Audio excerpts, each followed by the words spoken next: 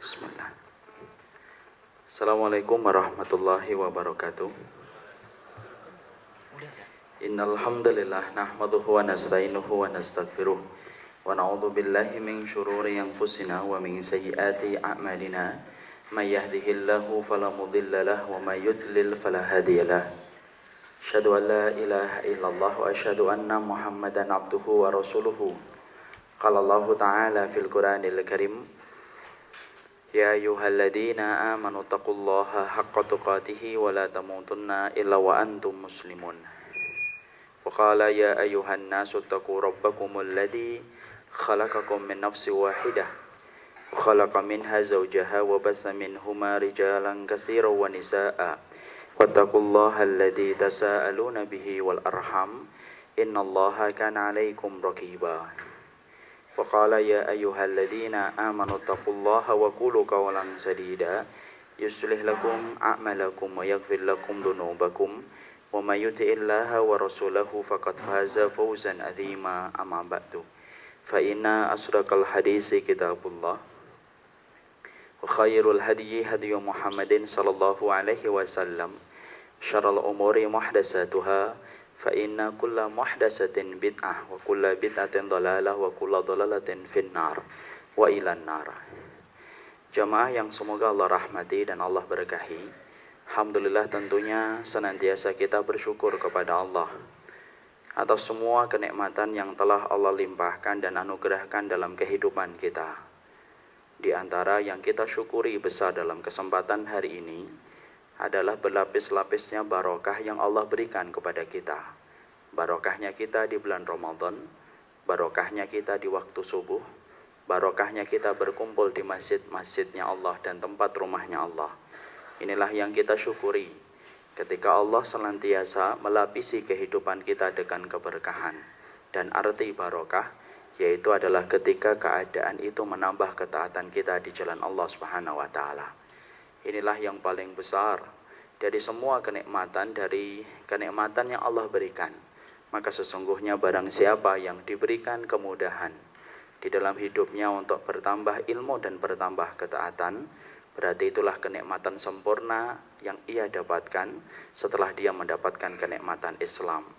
Karena banyak orang yang diberikan kenikmatan Islam, tetapi belum tentu dia akan mendapatkan barokah waktunya dan barokah aktivitas yang dia kerjakan. Tapi barang siapa yang telah diberikan kenikmatan Islam, lalu Allah lapisi kehidupan dia dengan keberkahan waktu dan aktivitas, berarti itulah kenikmatan sempurna yang dia dapatkan dari Allah, dan kita senantiasa menjaganya dengan bertambahnya ketaatan kita di jalan Allah Subhanahu wa taala. Jamaah yang semoga Allah rahmati dan Allah berkahi, sesungguhnya ketika kita berbicara dan saling bertanya, apa perkara yang paling sulit diprediksi? Mungkin banyak di antara kita akan menjawab beragam, sesuai dengan aktivitas yang sering kita lakukan. Kalau orangnya senang lihat bola, maka dia akan menjawab. Yang susah diprediksi itu hasil pertandingan. Kalau kemudian dia orang di kantor, mungkin akan mengatakan harga saham yang naik turun. Karena sesungguhnya pertanyaan itu bisa dijawab dari berbagai macam sisi. Tapi tahukah kita bahwasannya bukan hasil pertandingan yang paling sulit diprediksi, bukan harga sembako yang sulit diprediksi, dan bukan harga saham yang paling sulit diprediksi dalam kehidupan. Tapi ternyata sesuatu yang paling sulit diprediksi dalam kehidupan kita, yaitu adalah tentang amal dan ibadah yang telah kita kerjakan. Itulah sesuatu yang paling sulit diprediksi, apakah itu telah diterima oleh Allah ataukah tidak. Karena sesungguhnya kita selaku manusia selalu diberikan oleh Allah kesempatan untuk beribadah dan beramal, tetapi kita tidak pernah tahu apakah ibadah dan amal yang telah kita kerjakan diterima oleh Allah ataukah tidak. Karena sungguh orang-orang yang mereka senantiasa memperhatikan jalan penghambaan mereka kepada Allah, mereka adalah orang-orang yang senantiasa memperhatikan bagaimana amal mereka dan apakah amal yang ia kerjakan telah diterima oleh Allah ataukah tidak. Sebagaimana karyawan ketika melaporkan laporan-laporan yang harus dia selesaikan, dia selalu dalam keadaan khawatir apabila laporan yang dia berikan kepada atasan ditolak ataukah diterima, yang menjadikan dia senantiasa malam tidak bisa tidur nyenyak, pagi tidak bisa enak di dalam sarapan, karena dia tidak tahu apakah laporan yang dia kerjakan diterima atasan ataukah tidak. Sebelum kita membahas tentang amal-amal, bagaimanakah tanda amal apabila diterima, penting kita harus mengetahui bahwasanya tidak secara otomatis amal ibadah itu diterima oleh Allah. Karena ternyata Allah menerangkan kepada kita banyak sekali ayat yang Allah katakan dan Allah firmankan, dan banyak sekali hadis yang disampaikan oleh Nabi ketika Allah dan Rasulnya menyampaikan fenomena orang-orang yang mereka tertolak amal ibadah mereka. Sebagaimana di dalam ayat yang sering kita hafalkan bersama anak-anak kita.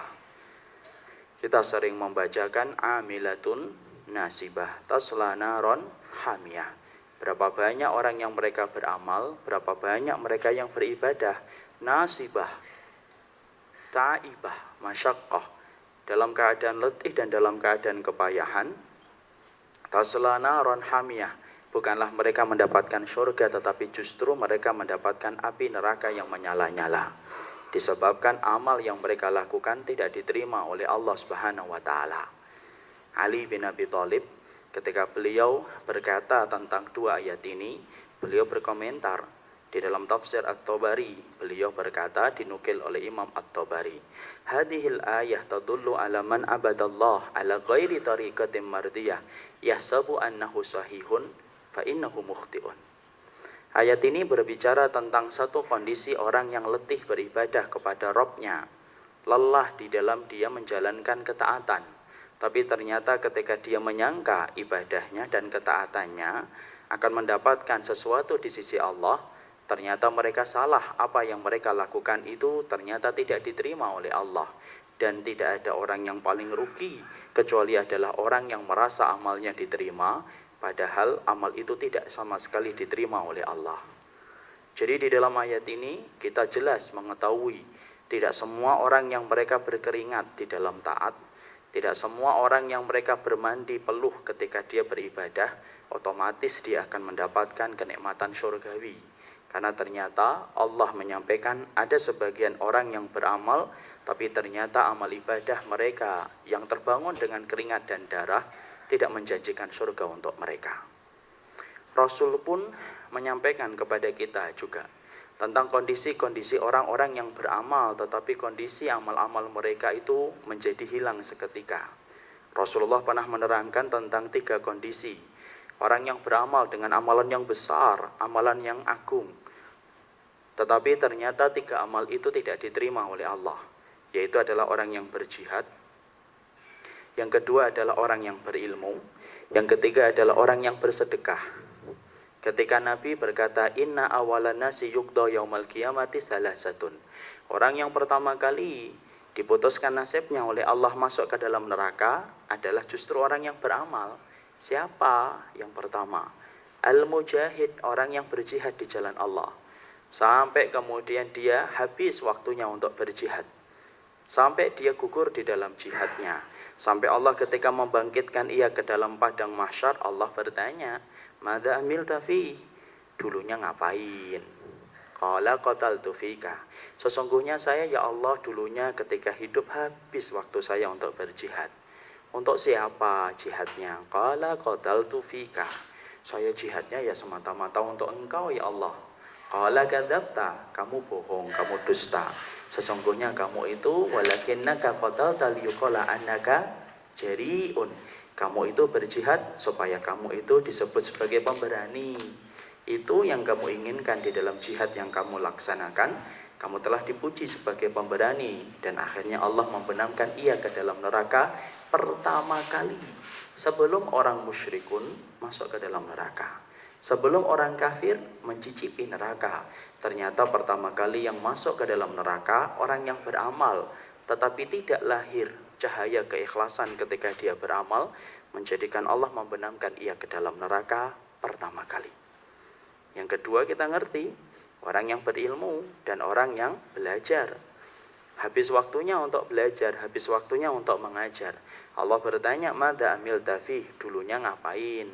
Qala ta'allamtul ilma wa 'allamtuhu wa qara'tul Qur'ana fika. Saya dulunya belajar, saya dulunya ngajar, saya dulunya membaca Quran setiap harinya dan setiap waktunya. Untuk siapa? Allah bertanya. Qala fika, untukmu ya Allah. Ta'allamtul ilma wa 'allamtuhu wa qara'tul Qur'an fika. Sesungguhnya saya itu ngaji, saya ngajar dan berdakwah. Saya itu membaca Quran dan melazimi mushaf, tidak lain dan tidak bukan karena semata-mata engkau wahai Allah. Kadzabta, kamu bohong, kamu dusta. Walakin ta'allamtal ilma wa 'allamtahu wa qara'tul Qur'an liyuqala annaka 'alim wa liyuqala annaka qari. Kamu itu mengaji, kamu mengajar, kamu belajar Al-Qur'an supaya kamu disebut alim, supaya kamu disebut qari. Dibenamkan ia ke dalam neraka. Dan yang ketiga adalah orang yang infak terus. Tidak ada celah yang dia lihat di dalam fisabilillah kecuali dia pasti berinfak. Maka kemudian ketika dibangkitkan, Allah menolak ketika dia infak hanya disebut sebagai orang yang dermawan. Disinilah kita ngerti ternyata orang yang dimasukkan neraka bukan orang yang miskin amal, bukan orang yang fakir ibadah. Tapi justru terkadang secara zahir mereka adalah orang yang kaya dalam tanda kutip dengan ibadah. Orang yang kecukupan dalam tanda kutip di dalam amal. Mereka banyak amalnya tapi bisa menjadi rusak amal itu. Salah satunya disebabkan karena tidak ikhlas. Jadi ini menunjukkan fenomena bahwasanya tidak semua amal itu otomatis menjadikan kita dimasukkan ke dalam kenikmatan surgawi. Sebagaimana Nabi juga menceritakan tentang kondisi orang yang merugi. Siapa itu orang merugi? Atadruna manil muflis? Kalian ngerti nggak siapa orang yang merugi? Qalu mala dirhamun wala dinarun. Orang yang merugi itu ya Rasulullah adalah orang yang enggak punya dinar dan orang yang enggak punya dirham. Kemudian Rasulullah berkata, la al-muflis min ummati, orang yang rugi di antara umatku adalah ya'ti, kelak pada waktu hari kiamat dia datang. Bijabalin minal a'mal, dia membawa segunung dari kebaikan dan amal soleh yang dia kerjakan. Artinya pahalanya menjulang tinggi sampai semua penduduk mahsyar itu melihat bagaimana tingginya amal perbuatan yang dia lakukan. Tapi ternyata orang itu datang satu persatu kepada Allah dan menuntut keadilan. Ternyata orang ini ketika di dunia daraba hada wa syatama hada wa qadhafa hada wa akhadha mala hada. Ternyata dia itu zalim, mengambil, mencela, menghujat dan segala macamnya. Orang-orang yang pernah didolimi olehnya datang satu persatu kepada Allah meminta keadilan. Allah lalu kemudian mengqadha, memberikan putusan. Kebaikan yang dia miliki sebesar gunung itu dipotong satu persatu sesuai dengan tingkat kedoliman yang pernah dia lakukan ketika dia di dunia. Habis. Wafuniyat a'maluhum. Habis amalnya itu. Untuk mengganti kedoliman yang dia pernah lakukan di dunia. Ketika habis, ternyata orang itu masih berjejer banyak sekali. Dan mereka kemudian tetap ngomong, ya Allah kami bagaimana? Kami belum dapat. Lalu kemudian akhirnya Allah memutuskan gini, mana dosa kalian? Berikan kepada orang itu. Maka kemudian dosa-dosa yang mereka dapatkan diberikan kepada orang yang tadi diqadha dan disidang oleh Allah. Yang asalnya datang kepada Allah pertama kali membawa sebesar gunung kebaikan, seketika itu pula dia membawa sebesar gunung kemaksiatan. Itulah yang kedua, menggambarkan fenomena-fenomena orang yang beramal, kaya dengan amal, cukup dengan ibadah, tapi ternyata belum tentu menjamin dia itu masuk surga. Ada hadis berikutnya yang kemudian menggambarkan orang yang beramal tetapi dia tidak mendapatkan apapun dari sisi Allah. Yaitu adalah orang yang beramal ketika dia beramal sebagaimana gunung Tihamah dalam riwayat Tirmidzi. Gunung Tihamah itu apa? Salah satu gunung yang ada di luar kota Madinah, besar, tinggi. Ada orang yang datang pada waktu hari kiamat sebesar gunung Tihamah. Tetapi kemudian dijadikan oleh Allah fayaj'alallahu haba'am mansura. Dijadikan oleh Allah itu amal yang dia kerjakan itu bagaikan debu yang berterbangan tidak tersisa. Thauban yang menjadi budaknya Nabi ketika mendengarkan hadis ini lalu kemudian ketakutan. Lalu kemudian beliau bertanya, Sifub lana ya Rasulullah hatta lanakuna minhum. Ya Rasulullah, tolong sifati mereka supaya kami tidak termasuk orang yang semacam itu. Lalu kemudian Rasulullah SAW menjawab, Annahum tusalluna kama annahum yusallun, tasumun kama annahum yasumun, wa yatasaddaqun kama annahum tatasaddaqun, ala innahum idza khallu bimaharimillah intakahuka. Jadi kemudian akhirnya Rasulullah menjawab, sifat mereka itu sama dengan kalian. Kalau kalian salat, mereka salat. Kalau kalian itu sedekah, dia sedekah. Kalau kalian puasa, dia sepuasa. Kecuali satu, kalau mereka sedang dalam keadaan sendirian, mereka melakukan perbuatan-perbuatan yang diharamkan oleh Allah dengan dosa-dosa yang besar disebabkan dia merasa aman karena tidak ada manusia yang melihatnya dan mengetahuinya. Hancur seketika. Dijadikan oleh Allah bagaikan debu yang berterbangan. Tidak ada sisanya sedikit pun. Pak, pernah bayangin debu kering kalau di atas batu, diterbangkan oleh angin, tidak ada sisanya. Kalau debu basah, itu masih nempel beberapa bagian dari debu itu di atas batu.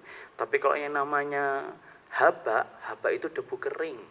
Kalau sudah diterbangkan angin, ya tidak ada sisanya sama sekali. Tidak ada yang nyangkut-nyangkut sedikit pun. Jadi ayat itu dan hadis-hadis itu menggambarkan kepada kita bahwasanya puasa kita, sedekah kita, itu kemudian belum tentu diterima oleh Allah Subhanahu wa taala. Kenapa? Karena sesungguhnya yang mengetahui tentang urusan amal kita dan ibadah kita hanyalah Allah Subhanahu wa taala. Inilah yang menjadikan kita senantiasa merenung tentang keadaan amal kita. Karena orang-orang yang mereka diberikan kebaikan adalah orang yang senantiasa melazimi perenungan ataupun bahasa Qur'annya muhasabah di dalam amal yang dia kerjakan supaya dia mampu memperbaiki setiap kekurangan dan setiap penyelewengan dari ibadah yang dia kerjakan. Sekarang kita bicara, tandanya apa amal itu apabila diterima?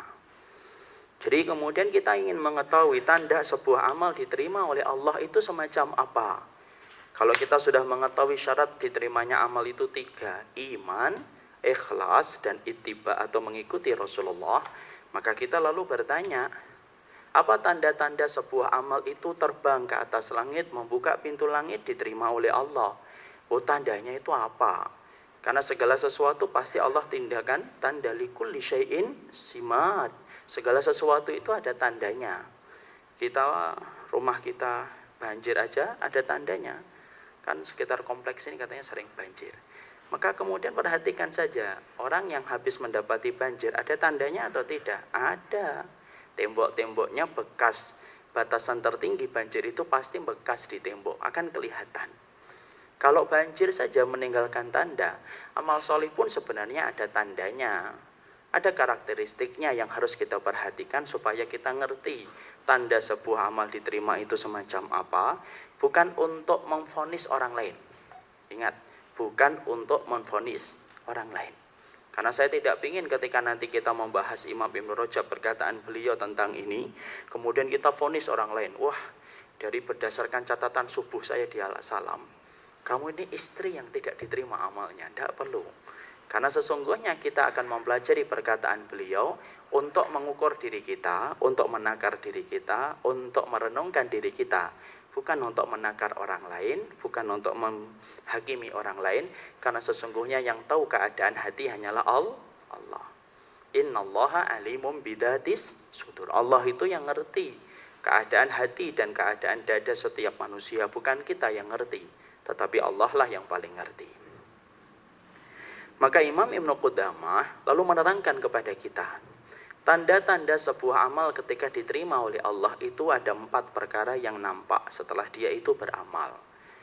4 amal ini datang keseluruhan. Ya, bukan datang salah satunya, tetapi datang keseluruhan. Siapapun yang melakukan ibadah, ketika ibadah yang dia kerjakan diterima oleh Allah, maka Allah kemudian jadikan dia itu melahirkan 4 sifat dan 4 tanda yang pasti dia dapatkan setelah dia beribadah kepada Rabb-Nya. Mari kita kaji dan kita uraikan satu persatu dari apa yang disampaikan oleh Imam Ibnu Rajab Al-Hambali rahimahullahu ta'ala. Simatul awal. Sesungguhnya tanda yang pertama, orang yang diterima oleh Allah amal ibadah mereka, itu adalah selalu melahirkan ketaatan dan ibadah yang lebih besar. Jadi apabila sebuah amal telah diterima oleh Allah, tanda sebuah amal ibadah itu apabila diterima oleh Allah, yaitu melahirkan amal dan ibadah yang lebih besar. Itulah ketentuan yang telah digariskan oleh Allah ketika Allah itu menerima sebuah amal.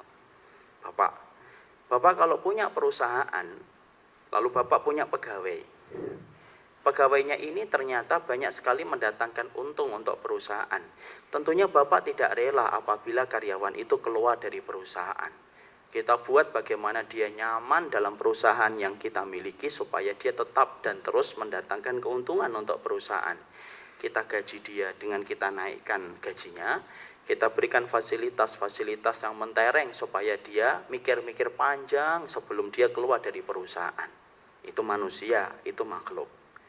Allah ketika telah menerima sebuah amal ibadah, itu pasti memberikan penghargaan. Tidak mungkin Allah itu tidak memberikan penghargaan. Allah itu punya sifat Rahman, Allah itu punya sifat Rahim, Maha Pengasih dan lagi Maha Penyayang. Dan di antara sifat khususnya Allah itu penyayang kepada hamba-hamba yang beriman. Wa kana bil mu'minina rahima. Allah itu betul-betul rahim kepada orang-orang yang beriman. Maka salah satu tanda kerahiman Allah kepada hamba-hamba yang beriman ketika amal yang mereka lakukan diterima oleh Allah dan dicintai oleh Allah. Karena ibadah itu kan perkara yang dicintai oleh Allah. Kalau perkara yang mereka lakukan telah dicintai oleh Allah, tanda anugerah Allah menerima amal ibadah yang dia kerjakan, Allah itu akan jadikan dia lebih taat dan lebih besar amalnya setelah ibadah yang pertama dia kerjakan. Itulah yang dikatakan oleh Imam Ibn Rajab, jazaul hasanati al-hasanatu ba'daha. Sesungguhnya setiap amal kebaikan apabila diterima, jazanya, balasannya, itu adalah al-hasanatu ba'daha. Balasannya itu pasti dengan amal-amal yang lebih besar, di mana dia digerakkan hatinya oleh Allah untuk melakukan ketaatan-ketaatan yang lebih agung dan lebih besar. Bapak, siapa yang memiliki hati kita? Bukan kita, salah. Yang memiliki hati kita itu adalah Allah. Sebagaimana kata Nabi, sesungguhnya inna quluba bani Adam baina isba'aini min asabi'ir rahman. Sesungguhnya hati setiap anak manusia itu berputar-putar di antara jari jemarinya Allah. Siapapun mereka yang diterima amal ibadahnya, berarti Allah itu akan bolak-balikkan hatinya di atas ketaatan dan ibadah. Kalau Allah itu menerima amalnya. Jadi ketika sebuah amal dilaporkan oleh malaikat amal di pagi harinya kepada Rabb-nya, fulan telah melakukan ini, fulan telah melakukan ini, fulan telah melakukan ini. Maka Allah itu mengganti amal yang Allah telah terima darinya dengan Allah ganti. Allah gerakkan hatinya dia untuk melakukan amal salih dan melakukan ibadah. Di mana amal salih dan ibadah itu melahirkan ketaatan yang jauh lebih besar daripada ibadah dia sebelumnya. Kita ambil contoh konkretnya. Kalau kita sering bertanya bahwasanya kita ini adalah orang yang bersyukur, sering rajin ke kajian, tetapi terselip pertanyaan besar, apakah saya sering datang ke kajian, itu kemudian diterima oleh Allah ataukah tidak setiap langkah saya ketika datang ke tempat kajian. Maka cara untuk mengaca dan berkaca terhadap pertanyaan ini adalah, perhatikan saja bagaimana sikap kita setelah ngaji. Barang siapa orang yang mereka setelah ngaji merutinkan jadwalnya setiap waktunya untuk kemudian datang ke kajian, tetapi setelah itu kemudian melahirkan ketaatan, yang asalnya jarang datang ke masjid, yang asalnya jarang membasahi bibirnya dengan Quran, yang asalnya tidak faham tentang sunnah dan tidak mengerti tentang bid'ah, yang asalnya tidak faham iman dan tidak paham syirik, setelah dia ngaji dia mengerti dan dia merubah apa yang dilakukan oleh hidupnya. Artinya perubahan itu terjadi setelah kemudian dia itu mengaji. Perubahan itulah yang dimaksudkan dengan tanda Allah itu merubahnya dan menerima amal ibadahnya dan menjadikan dia lebih taat. Sama pula dengan kita bertanya, haji itu kapan menjadi mabrur? Kapan itu umrah menjadi makbulah? Sesungguhnya haji itu menjadi mabrur, umrah itu menjadi makbulah ketika perjalanan seorang manusia habis melaksanakan haji dan melaksanakan umrah. Ketika mabrur, dia menjadi lebih baik. Ketika makbul, maka dia menjadi lebih baik. Kalau kita perhatikan indeks orang yang melaksanakan haji, Pak, harusnya masjid itu penuh. Karena apa? Karena jumlah jamaah haji dan jumlah jamaah umrah setiap tahunnya itu bertambah ribuan. Tapi ternyata masjid-masjid tetap kembali kosong. Padahal ketika dia di Mekah, Mendengar iqomah itu lari tunggang langgang. Coba perhatikan jamaah Indonesia kalau mendengar iqomah, lari dia. Tapi ketika nanti berada di Indonesia, adzan dikumandangkan, iqomah dikumandangkan sampai habis, tidak datang ke masjid. Yang adzan sama, yang iqomat sama, imamnya sama, makmumnya juga dia doang. Yang buka pagar masjid ya dia, yang nutup pagar masjid ya dia. Masya Allah. Betul-betul kalau kemudian ternyata haji kita, umroh kita tidak membawa perubahan dan ketaatan sebagaimana kita sebelumnya, maka sesungguhnya itu tidak diterima oleh Allah karena tidak melahirkan ketaatan yang lebih besar. Tapi siapapun mereka yang telah melaksanakan perjalanan ibadah, di mana perjalanan itu diterima oleh Allah, itu selalu melahirkan ketaatan yang lebih besar.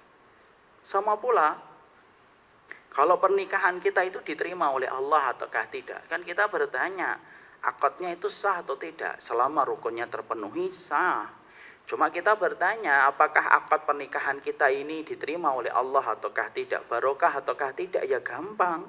Perhatikan saja bagaimana kehidupan kita setelah akad. Setelah kita bertemu itu menjadi taat ataukah tidak? Kalau dua-duanya lalai, maka sesungguhnya kita khawatir jangan-jangan akad pernikahan yang dia lakukan itu tidak diterima oleh Allah. Mungkin sah, tapi kemudian tidak mendatangkan keberkahan karena tidak melahirkan kebaikan dan ketaatan setelahnya. Karena sesungguhnya apa? Sebuah perkara itu apabila diterima oleh Allah selalu melahirkan kebaikan dan ketaatan yang lebih besar. Ini yang kita harus perhatikan. Sama puasa itu kalau kita bertanya, puasa Ustadz, kapan seseorang itu disebut muttaqin ketika puasa? Ya tidak bisa dilihat ketika puasa. Ya kalau kita lihat di puasa semuanya taat, semuanya sholi, karena nuansanya itu nuansa taat. Tapi perhatikan bagaimana pasca dia melaksanakan puasa. Setelah dia melaksanakan puasa dalam bulan Syawal, Dzulhijjah, Dzulqa'dah, ternyata dia menjadi lebih taat setelah dia puasa. Sama ketaatan yang dia berikan ketika puasa, berarti itu tanda amal puasanya diterima oleh Allah. Tapi barang siapa orang yang hanya kenal Allah di waktu bulan puasa, berarti dia menjadi orang yang paling buruk di bawah kolong langit. Sebagaimana yang dikatakan Abdullah bin Mas'ud, bi'sal mar'u, orang yang paling buruk itu man arafa rabbahu, orang yang kenal Allah inda Ramadan. Kenal Allahnya itu hanya di bulan Ramadan tok. Kenal ibadahnya di bulan Ramadan, kenal taatnya Allah itu di bulan Ramadan tok. Tapi setelah Ramadan itu selesai, maka dia tidak melahirkan ketaatan. Ini loh yang paling sulit, inilah yang paling susah. Melahirkan ketaatan setelah ketaatan itu susah. Karena sesungguhnya orang yang beriman itu selalu merubah satu ketaatan menjadi ketaatan yang lebih besar. Mungkin kita akan berpikir ketaatan itu satu kemudian kita istirahat. Tidak ada istirahat. Kadang-kadang kita bertanya kapan dakwah ini selesai dan ada cutinya. Tidak ada cutinya ibadah itu. Maka sesungguhnya sampai kemudian Imam Ahmad ditanya ketika salah satu muridnya itu letih dan capek. Hatta matana ta'alam, sampai kapan kita belajar terus ini, wahai Imam Ahmad? Maka Imam Ahmad menjawab menggambarkan kondisi akidah yang dimiliki oleh beliau. Saat itu tinta masih kemudian terpegang di tangannya ketika beliau nulis. Beliau berkata, minal mihbarah ilal maqbarah. Sesungguhnya perjalanan kita itu kemudian perjalanan mencari ilmu nanti terus dari tinta yang masih basah itu sampai ke kuburan. Kemudian ditanya, mata nastari, kapan istirahatnya? Yaitu inda awali qadamin nadauha fil jannah. Itu terkenal sekali. Imam Ahmad kemudian mengatakan, kalau kita ingin istirahat nanti setelah kaki kita yang pertama mendarat di surga, itulah waktu istirahat bagi seorang mukmin. Jadi pada dasarnya ketaatan-ketaatan yang timbul setelah ibadah itu adalah ketaatan-ketaatan tanda diterimanya amal ibadah dia. Tapi barang siapa yang setelah berilmu, setelah sholat, setelah haji, setelah umroh, setelah puasa, tetapi tidak melahirkan ketaatan-ketaatan setelahnya, kita khawatir bahwasanya itu merupakan perkara tidak diterimanya amal dia. Mana dalil yang disampaikan oleh Imam Ibn Rajab? Dalilnya di dalam surat Al-Lail, ayat yang kelima, yang keenam, dan ayat yang ketujuh. Allah berfirman, فَأَمَّا مَنْ أَعْطَى وَاتَّقَى وَصَدَّقَ بِالْحُسْنَى فَسَنُيَسِّرُهُ لِلْيُسْرَى. Itu apa? Allah berkata, فَأَمَّا مَنْ أَعْطَى, Barang siapa yang habis memberikan hartanya, wattaqa, dia bertakwa, wasaddaqa bil husna, membenarkan apa yang dijanjikan oleh Allah, yaitu apa? Surga. Kalau Allah nerima 3 amal ini kan bagian rangkaian saja, tidak disebutkan semua. Allah mengatakan barang siapa yang dia habis bertakwa, habis menerimakan hartanya, habis kemudian dia membenarkan janji surga, apa yang Allah lakukan kalau Allah terima 3 amal ini? Fasanu yassiruhu lil yusra. Nih, lihat. Allah kemudian menutup rangkaian 3 ayat itu dengan sebuah ayat. Fasanu yassiruhu lil yusra. Kami akan mudahkan jalan-jalan kebaikan. Kalau kita membuka lembaran tafsir, artinya apa? Allah jamin dia dan Allah permudah dia di dalam jalan ketaatan dan jalan kebaikan. Jadi Allah yang melapangkan dia untuk kemudian melakukan ketaatan yang lebih besar. Kan Allah yang melebarkan amal sebagaimana Allah menyempitkannya. Allah itu kan punya sifat melapangkan, Allah punya sifat menyempitkan, Allah punya sifat memberikan hidayah, Allah juga memberikan kesesatan. Maka sesungguhnya barang siapa yang diterima amal ibadahnya dilapangkan. Sungguh apapun yang diterima oleh Allah itu diganjar dengan pahala yang sesuai, bahkan lebih besar, dan itu menjadi lebih baik. Perhatikan tanda-tanda orang yang bertobat. Orang itu kalau bertobat, kan kita sering bertanya, kapan itu nasuha, kapan tidak nasuha? Gampang. Pakai definisi Imam Ibnu Rajab. Nasuha itu ketika dia setelah bertobat menjadi orang yang lebih taat setelah bertobat. Nah, itu berarti tobatnya itu diterima. Persis dengan kisah-kisah orang-orang yang mu'alaf. Orang-orang mu'alaf itu Pak, Masya Allah cepat. Kalau mereka sudah bertobat, Masya Allah terjadi perubahan besar-besaran dalam kehidupan mereka. Sampai-sampai proses pencapaian ilmu yang dilalui oleh seorang mu'alaf itu jauh lebih tinggi daripada orang yang kemudian sejak kecilnya itu Islam. 1 pekan yang lalu, 4 hari yang lalu, kita ini mengislamkan salah satu ibu-ibu dari Katolik. Tapi ketika datang ke kita, kemudian saya itu sudah kaget. Penampilan hijabnya sudah hijab yang syar'i, sudah nutup semuanya dari awal sampai bawah. Saya bertanya, ibu ini sudah Islam? Belum Ustaz. Kok sudah pakai hijab sesyari ini? Iya. Setelah saya mengazamkan, bertekad untuk kemudian masuk Islam, tidak ada hal yang paling saya senangi, tidak ada hal yang paling saya cintai, kecuali adalah cara berpakaiannya kaum muslimah di dalam Islam. Masya Allah. Padahal ada orang yang dari kecil Islam, tapi belum tentu dia memakai jilbab. Kadang-kadang cari jilbab hati lagi. Susah cari jilbab hati, ukurannya M, L, atau S. Saya yakin kalau kita ngubek-ngubek di Tanah Abang, tidak akan ketemu. Artinya terjadi perubahan besar. Allah mungkin terima taubatnya sampai Allah jadikan dia itu cepat. Proses pencapaian ilmunya itu begitu cepat. Sebagaimana kita lihat kan, rata-rata mu'alaf itu banyak yang hafal Quran. Banyak mu'alaf yang mereka itu cepat belajar bahasa Arab. Ya, kayak Umar Mita, tapi bukan saya. Umar Mita sang mu'alaf. Orang Jepang. Dia kemudian cepat sekali masuk Islam, pindah ke Mekah sebentar, belajar bahasa Arab, kemudian pulang, menerjemahkan Al-Quran ke dalam bahasa Jepang pertama kali. Itu namanya Umar Mita. Jadi jangan meragukan Mita itu laki-laki. Saya insya Allah tulen laki-laki. Jadi itu nama seorang laki-laki yang masuk Islam di Jepang. Tapi subhanallah perjalanannya cepat. Beberapa bulan, tidak sampai setahun, dia sudah mengetahui kunci-kunci bahasa Arab. Sampai kemudian menerjemahkan Al-Quran ke dalam bahasa Jepang pertama kali. Padahal banyak kaum muslimin belajar bahasa Arab, Masya Allah. Setahun itu masih fa'ala yaf'ulu saja. Dhahaba yadhabu. Ketika dibuka pelajaran, bahasa Arab itu selalu penuh. 60 orang, 70 orang. Coba tunggu aja 5 bulan.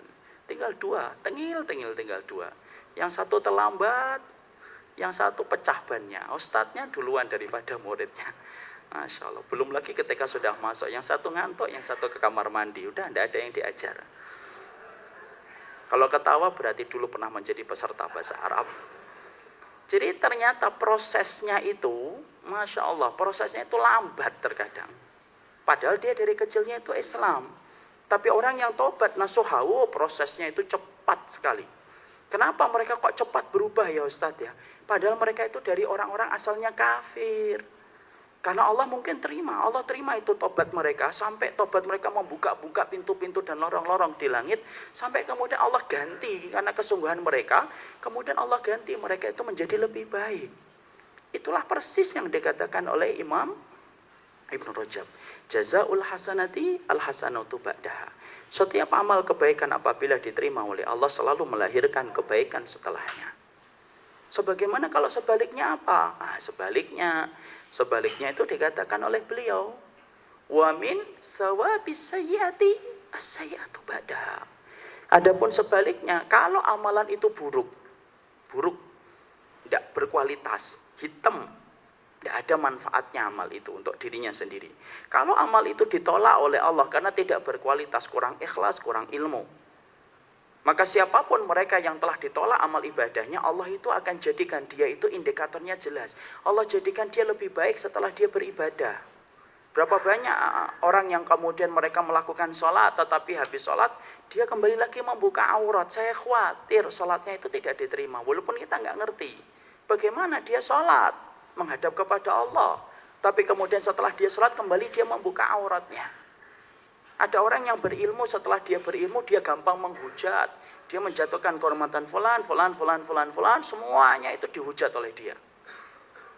Bagaimana ada orang yang melaksanakan haji dan umrah, capek dia haji, capek dia umrah. Umrah itu letih, Bapak. Walaupun letih yang menyenangkan, tapi letih. Tapi setelah dia melaksanakan perjalanan umrah, dia tidak menjadi lebih baik. Tetap yang dulunya ketika awal-awal di Mekah dan Madinah dia sholat berjamaah, ketika pulang yang tidak pernah sholat di masjid.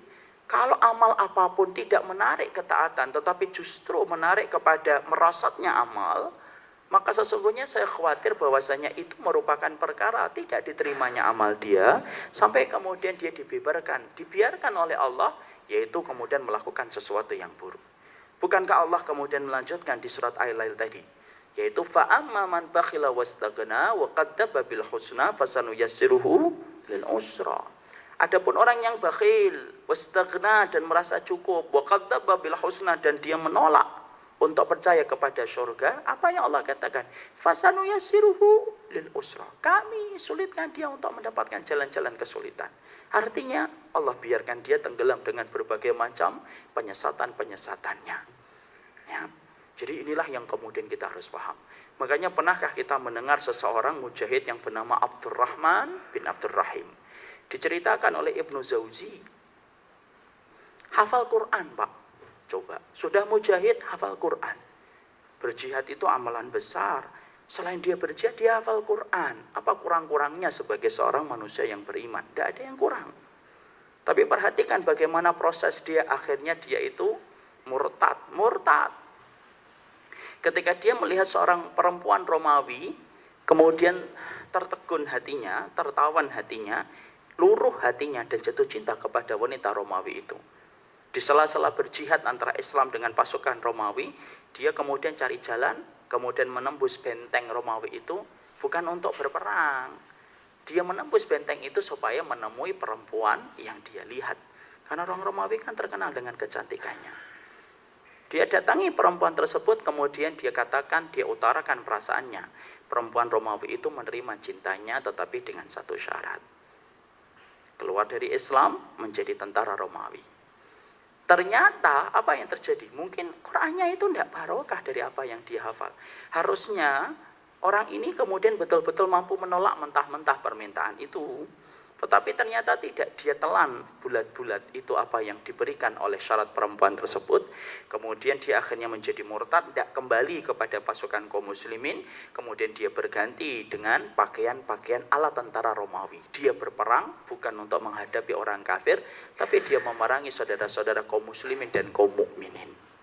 Masya Allah. Sampai kejadian ini dicatat oleh Ibnu Jauzi, dan sampai Ibnu Jauzi berkata, sampai kaum muslimin saat itu terguncang dan mereka berkata kepada orang yang murtad ini, ma fa'alallahu bil Quran. Apa yang dilakukan oleh Allah terhadap hafalan Quranmu? Jadi sebelum berjihad itu dia ditarik dulu oleh kaum muslimin. Loh, kamu ini hafal Quran di antara kita. Apa yang telah Allah lakukan terhadap hafalan Quranmu ketika kami menjadi murtad? Lalu kemudian dia berkata, ma baqiya syai'un minal Qur'an illa ayatan. Tidak ada yang aku hafalkan lagi dari Quran. Langsung hilang hafalan Quranku. Kecuali adalah 2 ayat saja. Al-Ikhlas hilang, An-Nas hilang. Padahal al-ikhlas itu kan kalau kita seakan-akan tidak bisa hilang. Ya kan? Kalau anak bapak sering hilang, saya maklum banget ya. Tidak usah diomongin, saya ngerti. Kalau al-ikhlas itu tidak akan hilang. Kalau masih ada yang hilang, saya lupa Ustaz surat al-ikhlas. Itu harus diruqyah itu. Sampai semua hafalan Qur'annya itu hilang. Ma baqiya syai'un minal Qur'an illa ayatan. Ayatan. 2 ayat dok. Kemudian akhirnya apa ayat yang tertinggal itu? Rubbama yawaddul ladzina kafaru law kanu muslimin. Darhum ya'kulu wa yatamatta'u wa yulhihimul amal fasawfa ya'lamun. 2 ayat yang ditinggalkan oleh Allah di dalam hafalan dia itu cuma 2 tok, yaitu adalah berkaitan tentang garis hidupnya sendiri. Masya Allah. Apa itu? Artinya orang-orang kafir kelak pada waktu hari kiamat ketika mereka disidang oleh Allah, mereka itu berandai-andai. Coba dulunya ketika kami hidup di dunia itu menjadi muslim. Darhum ya'kulu. Makanya kalau kamu lihat orang kafir itu, biarkan mereka itu makan, bersenang-senang. Wa yatamatta'u, berfoya-foya. Wa yulhihimul amal, dan mereka ditipu dengan tipu daya kosong mereka. Fasawfa ya'lamun, mereka akan tahu waktunya bahwasanya semua kenikmatan itu akan hilang dan berganti dengan kedzalimah, berganti dengan azab pedih untuk mereka. 2 ayat ini yang Allah tinggalkan. Jadi kita menggambarkan bahwasanya apa yang terjadi kok sampai semacam itu. Mungkin Allah tidak memberikan atau tidak menerima hafalan Qur'annya ketika dia menghafalkan Quran, kurang mengikhlaskan apa yang dia hafalkan. Sampai kemudian Allah kemudian biarkan. Allah kemudian kita mendapati dia itu dalam keadaan murtad. Jadi siapapun mereka yang kemudian mereka menjadi lebih buruk setelah beribadah, berarti kemudian itu tanda keburukan amal yang dia kerjakan. Ustadz, kalau futur bagaimana? Nah sekarang kan kita tanya, futur. Futur itu apa? Futur itu penyakit iman ketika turun semangat. Ingat Rasulullah itu mengatakan innal imana fi jawfi ahadikum la yakhlufu kama yakhlufus thawbu. Sesungguhnya iman, ketaatan itu perumpamaannya sebagaimana perumpamaan baju. Baju itu bisa putih bersih, baju itu bisa kotor, tergantung orang yang make. Kalau futur apakah itu tanda amal yang sebelumnya itu tidak diterima? Tidak. Kalau ada orang yang asalnya semangat, kadang-kadang turun sedikit, itu wajar. Karena sesungguhnya iman itu naik dan turun. Al-imanu yazidu wa yanqus. Iman itu naik dengan ketaatan dan kemudian terus, yaitu dengan kemaksiatan. Selama ketika dia turun tidak meninggalkan kewajiban yang Allah berikan. Kalau ada orang yang asalnya rajin ketika umrah pulang-pulang, kadang-kadang ba'diyah males, itu masih wajar, karena memang keimanan naik turun. Mungkin ada maksiat yang dia lihat sebelum ke masjid, atau mungkin karena istrinya sedang masak masakan yang dia suka, akhirnya tidak bisa ba'diyah habis melaksanakan sholat zuhur. Macam-macam. Kalau kemudian turunnya keimanan itu masalahnya cuma sedikit, itu wajar. Dan tidak bisa kita itu terus-terusan kayak membayangkan surga setiap waktu, itu tidak bisa Pak. Bisa nggak Ustadz, saya itu pingin suasana hati saya itu sebagaimana suasana saya di majelis ilmu? Ya tidak bisa. Sebagaimana kemudian Ukasha, sebagaimana Handolah. Handolah itu seorang sahabat yang pernah berkata kepada dirinya, laqad nafaqa Handolah. Nafaq. Saya itu telah menjadi munafik. Handolah itu jadi munafik. Lalu kemudian bertemu dengan Abu Bakar. Kenapa kamu mengatakan dirimu itu munafik, wahai Handolah? Iya, wahai Abu Bakar. Bagaimana tidak aku itu munafik? Kalau aku ketemu Nabi terbayang surga dan neraka. Tapi ketika nanti aku pulang ke keluarga, yang terbayang itu adalah dunia dan pernik-perniknya. Abu Bakar kemudian malah justru berkata, oh kalau begitu Abu Bakar juga menjadi munafik. Tuh. Akhirnya kemudian Handolah datang kepada Nabi, ya Rasulullah, sesungguhnya kami kalau duduk bermajlis bersama engkau ya Rasulullah selalu terbayang surga dan neraka, tepat di pelupuk mata kami. Tapi ketika kami pulang ke rumah, maka bayangan surga dan neraka itu lama-lama hilang ya Rasulullah. Lalu kemudian Nabi itu ternyata justru mengatakan itulah yang benar. Lau tadumuna kama tadawaitum alayya. Kalau kedudukan kamu wahai Handolah sebagaimana kamu itu terus-terusan di sampingku, para malaikat itu akan turun dan menyalami kalian di tiap-tiap jalan yang kalian lewati. Tidak mungkin. Makanya kemudian disitulah kita ngaji. Supaya apa? Meningkatkan iman kembali. Ngaji itu jangan disebut dengan siraman rohani. Saya tidak setuju. Saya paling tidak setuju kalau ngaji itu disebut siraman rohani. Kenapa? Berarti kalau dia lagi tidak kering, lagi basah, ya tidak mau ngaji. Kok nggak ngaji? Kan lagi tidak kering. Kapan ngajinya? Kalau kering, baru disiram rohaninya. Salah, ngaji itu kewajiban. Disitulah kita akan mendapatkan tetesan-tetesan embun kebenaran dari Al-Quran dan As-Sunnah. Makanya orang yang ngaji sama orang nggak ngaji itu beda atau tidak beda, Bapak? Beda. Coba aja Bapak kemudian salaman sama orang.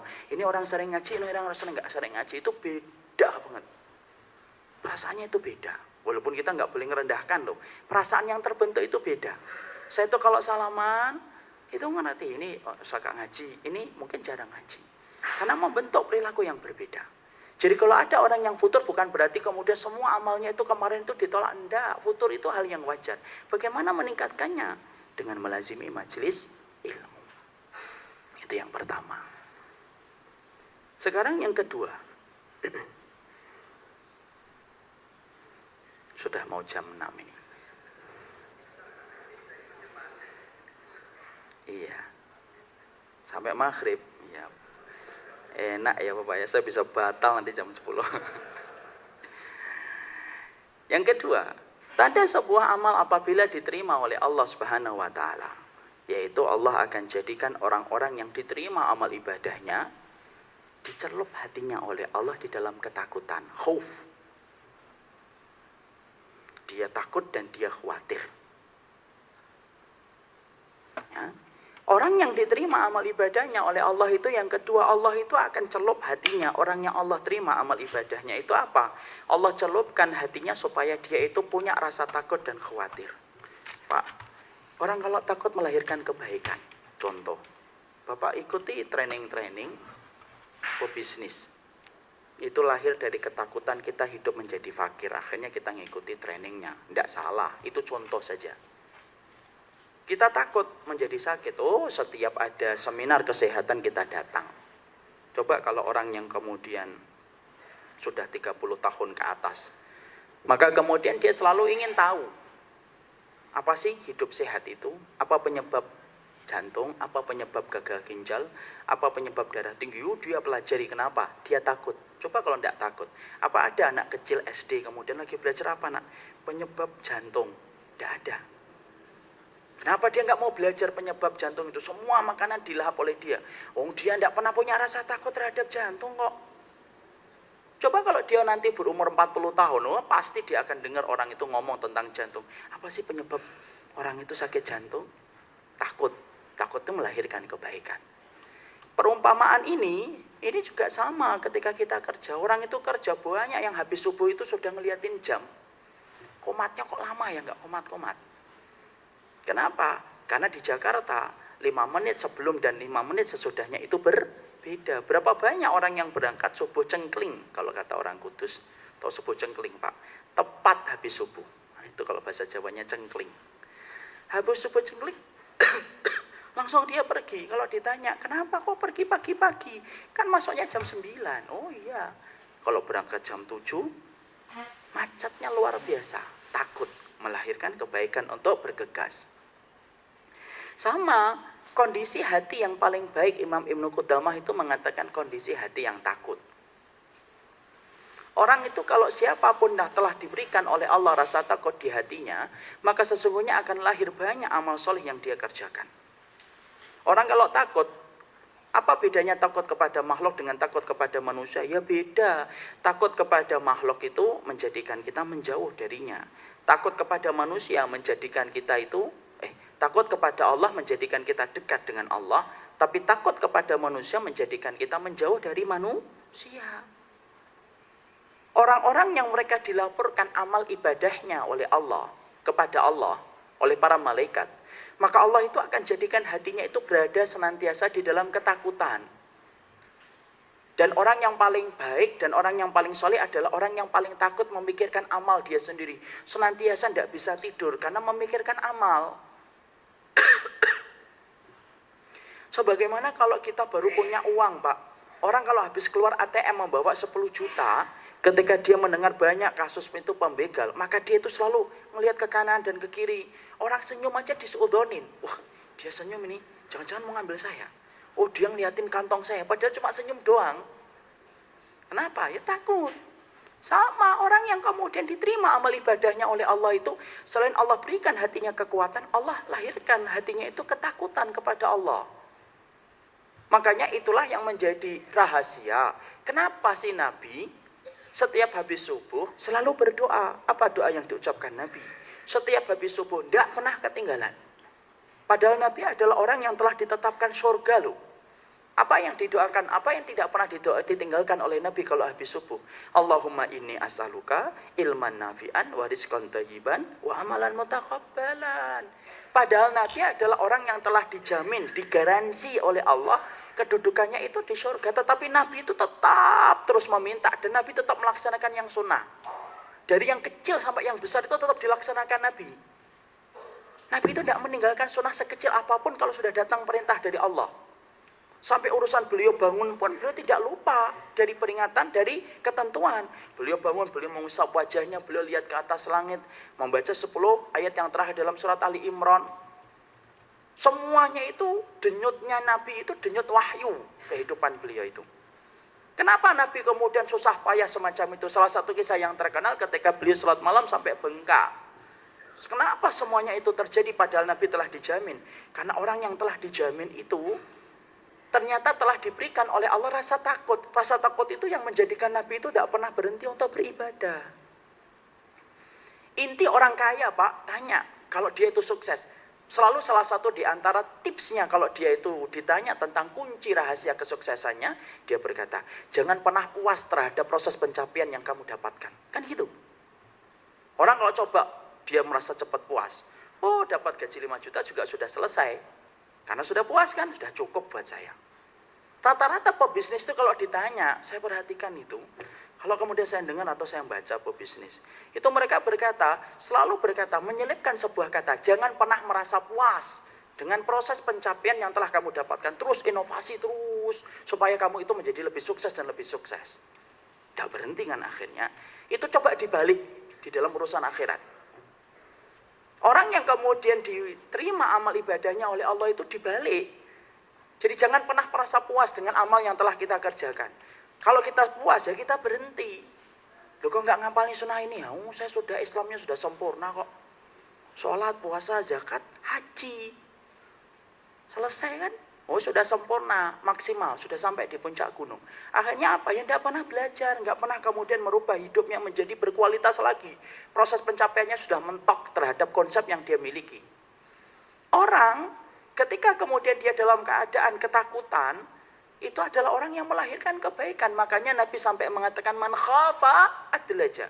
Orang yang takut kepada Allah itu selalu mengambil perjalanan amal itu lebih cepat. Orang yang takut bangun malam, orang yang takut sedekah, orang yang takut berilmu, orang yang takut dia memperhatikan hatinya, itu kan orang yang takut. Orang yang takut menutup dirinya dengan jilbab. Orang yang takut dia memperhatikan apa yang dia makan untuk keluarganya. Semuanya dia perhatikan karena dia takut.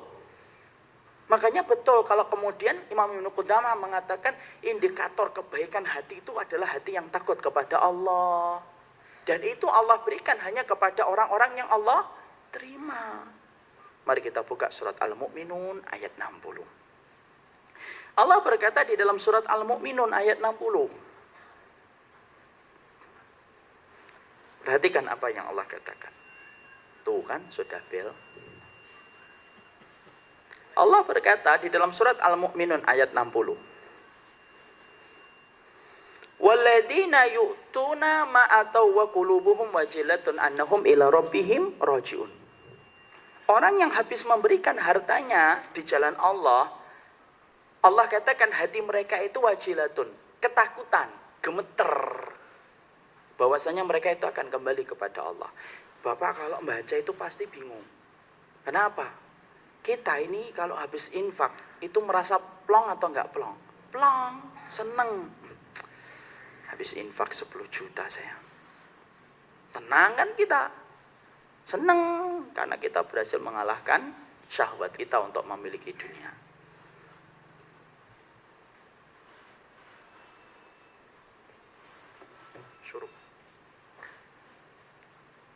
Tapi Allah mengatakan di surat Al-Mu'minun itu berbeda. Walladzina yu'tuna ma ataw wa qulubuhum wajillatun annahum ila rabbihim raji'un. Orang yang habis memberikan hartanya di jalan Allah justru ketakutan. Yang pertama kali bingung membaca ayat ini siapa? Aisyah radhiyallahu anha, ibunda kita Aisyah. Ibunda kita Aisyah itu tidak paham loh, habis infak kok malah hatinya gemeter ketakutan. Harusnya kan tenang. Lalu kemudian ibunda Aisyah itu berkata dalam hadis yang diriwayatkan Imam Tirmidzi, "Ya Rasulullah, aha ulail ladzina yaqtulun wa yasrikun wa yaznun." Nabi, ini itu ayat bicaranya sama siapa sih? Apakah orang yang infak ini asalnya pembunuh? Yang infak di dalam ayat ini asalnya pencuri? Orang yang infak di ayat ini asalnya adalah pezina. Sampai ketika pembunuhan, minumannya, zinanya, itu menjadikan dia ketakutan. Walaupun habis infak dia ketakutan. Justru Nabi mengatakan, enggak. La ya binti Siddiq. Enggak. Anak perempuan Abu Bakar As-Siddiq. Nah ini juga kita pelajari sedikit keluar. Pak, kalau manggil istri itu, kalau Rasulullah itu manggil istri, dipanggilnya Humairah atau binti Siddiq. Artinya, salah satu perintah kita, perintah Allah kepada kita adalah memanggil nama istri kita dengan nasabnya. Kalau bapak sudah punya anak, maka panggilkanlah orang lain kepada istri kita dengan nama anak kita. Kita punya nama anaknya Syauki, berarti orang lain itu ajarkan, ini istri saya Ummu Syauki, ibunya Syauki. Sebagaimana Sa'ad cerita kepada Nabi, ya Nabi, sesungguhnya ibu saya Ummu Sa'ad. Contohnya, istrinya Abu Darda. Istrinya Abu Darda itu siapa? Ada yang tahu? Siapa istrinya Abu Darda? Siapa? Perempuan. Siapa? Istrinya Abu Darda siapa? Tidak ada yang tahu. Masya Allah. Istrinya Abu Darda ya Ummu Darda. Artinya disebutkan di dalam hadis Bukhari itu Ummu Darda. Kenapa? Disebutkan nasabnya. Jadi kalau kita memanggilkan untuk istri kita bagi orang lain, sebutkanlah nasabnya saja. Kalau tidak punya atau belum punya Ustadz, sebutkan nama ayahnya. Itu merupakan yang dilakukan Nabi kepada istrinya beliau Aisyah radhiyallahu anha. Jadi istrinya Abu Darda siapa? Ummu Darda. Pintar. Alhamdulillah. Belum lupa, biasanya bergeser dikit lupa, tapi ini alhamdulillah nggak lupa. Maka kemudian Rasulullah kembali lagi, Ustadz kalau nasab itu harus anak laki-laki yang besar? Enggak, boleh, tapi anak laki-laki kalau bisa. Boleh bergonta-ganti. Kembali. Kemudian Aisyah ketika dipanggil oleh kemudian Rasulullah, ya binti Siddiq, wahai anak perempuannya Abu Bakar As-Siddiq, bukan itu. Orang yang dikatakan oleh Allah di dalam surat Al-Mu'minun ayat 60, haula'il ladzina yusallun wa yasumun wa yatasaddaqun wa yakhafun alla yataqabbala minhum. Masya Allah. Lalu Rasulullah menjawab, wahai Aisyah, sesungguhnya yang dimaksudkan oleh Allah di dalam surat Al-Mu'minun itu adalah orang yang banyak sholatnya ketika diterima, banyak puasanya ketika diterima, banyak kemudian sedekahnya ketika diterima oleh Allah. Kalau banyak amal ibadah ini diterima oleh Allah, Allah apa? Wa yakhafuna alla yataqabbala minhum. Allah jadikan hatinya itu bertambah takut dan bertambah takut bahwasanya semua ibadah yang telah dia lalui dan dia kerjakan itu belum diterima oleh Allah. Ketika dia merasa takut, ibadahnya belum tentu diterima oleh Allah, dia beramal dan dia beramal. Inilah kuncinya. Kenapa sih dulu kalau kita melihat kehidupan para sahabat, Bapak perhatikan, ada satu hal, kondisi yang mengikat semua kehidupan para sahabat itu sama. Apa? Sama-sama tidak pernah membanggakan amal.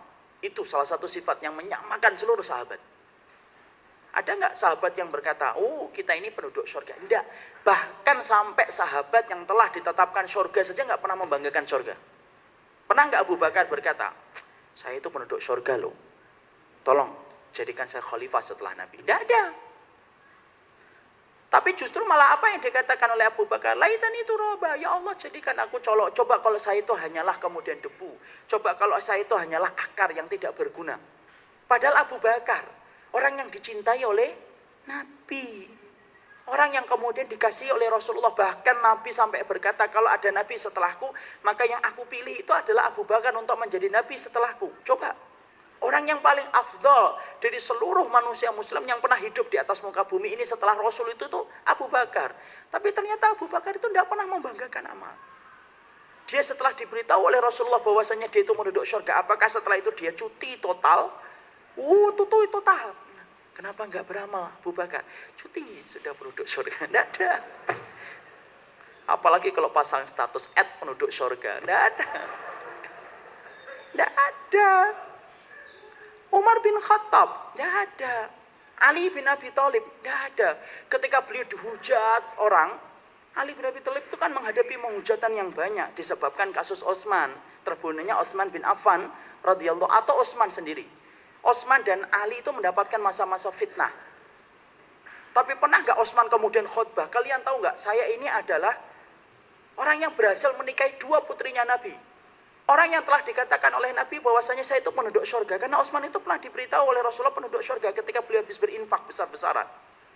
Tapi pernah membanggakan itu? Enggak. Ali ketika dihujat habis-habisan gara-gara perbedaan menyelesaikan tentang urusan Utsman. Ali itu tidak pernah membanggakan, saya ini penduduk surga, tolong dengerin saya. Tidak ada. Semuanya itu menunjukkan bahwasanya orang ketika semakin dia itu diterima oleh Allah, semakin khawatir. Yang dikhawatirkan apa? Amal dia sendiri. Mungkin ada yang berkata, ini Ustadz berarti suudzon kepada Allah kalau amal tidak diterima. Tidak, ini bukan suudzon, ini takut. Sering kan saya sampaikan sebagaimana takutnya anak SMA kalau mereka itu akan ujian nasional. Semakin mereka ngerti standarnya semakin tinggi, orang yang pintar belum tentu lulus, mereka itu akan genjot-genjotan untuk belajar. Yang asalnya tidak pernah kursus jadi kursus, yang biasanya itu tidur jam 8, tidur jam 11 malam. Yang biasanya tidak pernah berdoa jadi berdoa. Kenapa? Kok gitu-gitu amat sih, nah ujiannya cuma 3 hari. Ya bi, walaupun 3 hari, tapi pertarungan selama 3 tahun itu diletakkan pada 3 hari ini. Coba, orang yang takut. Coba kalau Bapak takut melewati, contohnya di ujung aspal beberapa waktu yang lalu kan pernah tersiar kabar, banyak pembegalnya. Bapak itu kalau lewat situ mungkin akan mikir-mikir. Kalaupun kita terpaksa lewat situ, saya pernah lewat situ ketika harus kajian. Mikir-mikir. Oh, kita sudah mengambil semuanya persiapan. Persiapan apa? Oh, persiapan helm, semuanya bahkan senjata kita bawa sekaligus. Kenapa? Takut. Orang yang takut itu siapa yang diberikan rasa takut?